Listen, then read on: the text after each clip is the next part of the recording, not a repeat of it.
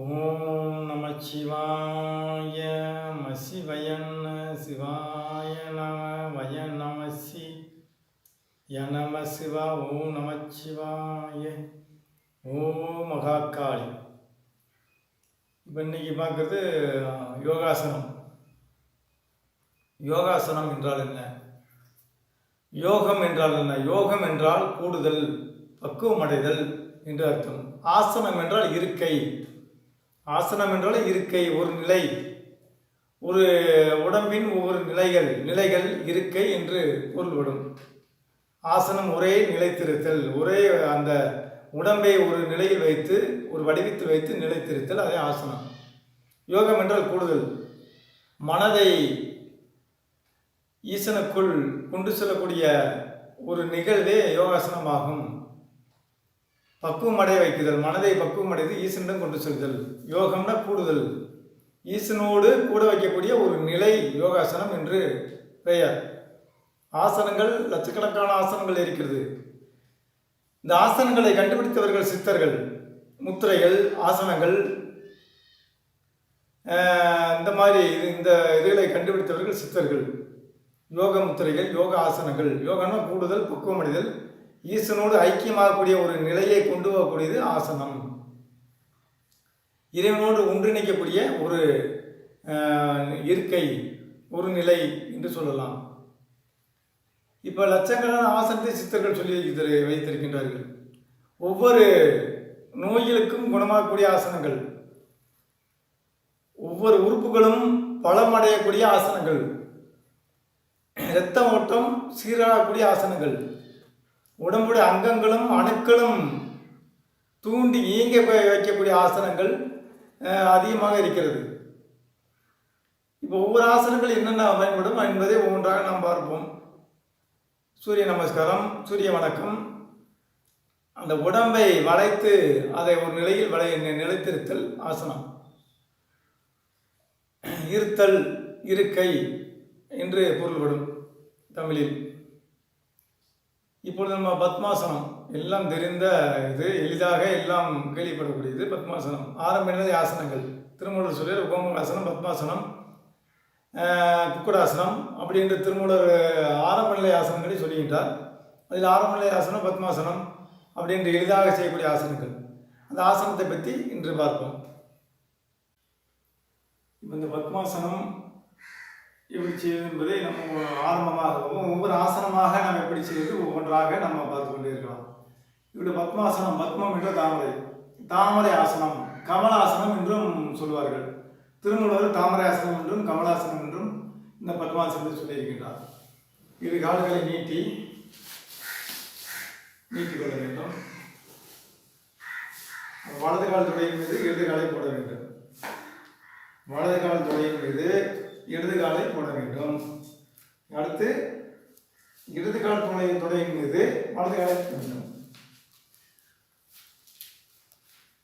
ஆரம்பத்தில் கை பிடித்து நம்ம போடலாம். நாளாக கை பிடிக்காமையே தானாக நாம் போட்டுக்கொள்ளலாம். இது பத்மாசனம். இப்படி வைத்து நம்ம சின்முத்திரையோடு, இந்த சிவசக்தி முத்திரையோடு இப்படி அமர்ந்து கொண்டு தியானம் பண்ணலாம். நம்முடைய விரும்பிய தெய்வங்களை நாம் சொல்லிக்கொள்ளலாம்.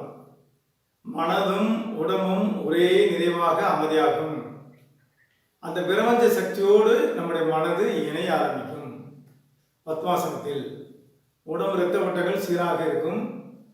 உடம்புள்ள அணுக்கள் எல்லாம் அமைதியாக நல்ல நிலையில் ஓய்வாக நிலைபெறும். இது தவ பலனை அதிகரிக்க பத்மாசனம் உகந்ததாகும். ஓம் நம சிவாய, ஓம் நமச்சிவாய. பத்மாசனம், கமலாசனம், தாமரை ஆசனம் என்றும் சித்தர்கள் கூறுவார்கள். ஆசனத்தை உருவாக்கியும் முத்திரை உருவாக்கியும் சிவன்கிட்டிருந்து ரகசியங்கள் நந்தீசரிலிருந்து சித்தர்கள் ஒவ்வொருவரும் கற்றுக்கொண்டிருக்கிறார்கள். அந்த குரு வழியில் வழியாக அந்த ஆசனங்கள் தொடர்ந்து உலகெங்கும் பரவி கொண்டிருக்கிறது. நம்முடைய மனதையும் உடம்பையும் ஒரு கட்டுப்பாட்டுடனும் ஒரு ஒழுக்க நெறிய இயமத்துடனும் நாம் செல்வதற்கு ஆசனம் தேவை. மனதை ஒரு நிலையில் ஒரு ஒழுங்குக்குள், ஒரு நியமத்துக்குள் கொண்டு செல்வதற்காக இந்த ஆசனத்தை சித்தர்கள் வைத்திருக்கிறார்கள். முறையாக மனதை அடக்கி பழகுவதற்காக நாம் ஆசனத்தை செய்ய வேண்டும். ஒவ்வொரு நாளைக்கும் ஒவ்வொரு ஆசனமாக நாம் செய்வோம். இது பத்மாசனம். அடுத்து இப்பொழுது கோமுகாசனம். கோமுகாசனம், கோ என்றால் பசு, பசுவின் முகம் 3, கோமுகம், பசுவின் முகம் 3 ஆசனம் என்று தமிழில் சொல்வார்கள். கோமுக ஆசனம். சித்தாசனம் என்றும் இன்னொரு பெயர் இருக்கிறது. இந்த ஆசனத்தை இரண்டாவதாக இந்த ஆசனத்தை பார்ப்போம். 2 காலை நீட்டி வலது காலை எடுத்து இந்த மொழிக்கு மேலே, இடது கால் மொழியின் மேலே இந்த மொழியில் 1, 2 முறை நேர்கொட்டி வருவது போல் வைக்க வேண்டும். கோமுகாசனம், சித்தாசனம் என்றும் இதுக்கு பெயர். இது தியானத்தின் ஆழ்ந்த நிலைக்கு இது பயன்படும். அது ஆரம்ப நிலைக்கு பத்மாசனம், ஆழ்ந்த நிலைக்கு கோமுகாசனம் என்ற சித்தாசனம். இரண்டும் ஒன்று போல மடக்கி வைப்பது. கோமுகாசனம் 2 மொழியும் ஒரே நேர்கோட்டில் இருப்பது. ஓம் நம சிவாய, ஓம் நம சிவாய. மணிவிதி ஜெபம் பண்ணுறதுக்கும் இந்த ஆசனத்தை நாம் பயன்படுத்திக் கொள்ளலாம்.